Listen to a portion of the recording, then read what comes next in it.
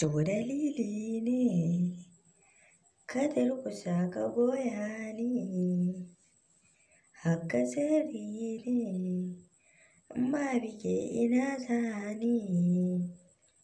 To masu sauraro, kamar yadda kuka sani, wannan shine shahararren mawaƙin nan, wanda aka fi sani da Hamisu Breaker, ƙanin Hamisu Breaker kenan, watakan Sani Ahmad. Mawaƙi ne a duniyar mawaƙan Hausa, wanda ya kawo wa mawaƙan Hausa canji sosai a cikin waƙoƙinsu, domin shi ne yake waƙa ya yi ɗango ɗaya, mace ma ta yi ɗango ɗaya. To a yanzu haka a shirye yake domin ya ci gaba da faranta muku ta hanyar kawo muku waƙoƙinsa sababbi, wanda ya tabbatar da ku ji daɗinsa.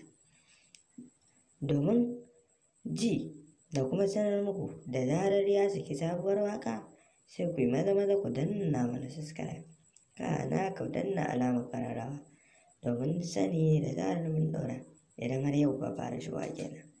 Idan kuma dama tun can kuma abotan shigowa gidan TV nan namu ne, sai ku danna mana like, ku haɗa da yi mana comment, sannan ku yi mana share na menene ra'ayinka, menene ra'ayinki, menene ra'ayinku a dangane da wannan bidiyon.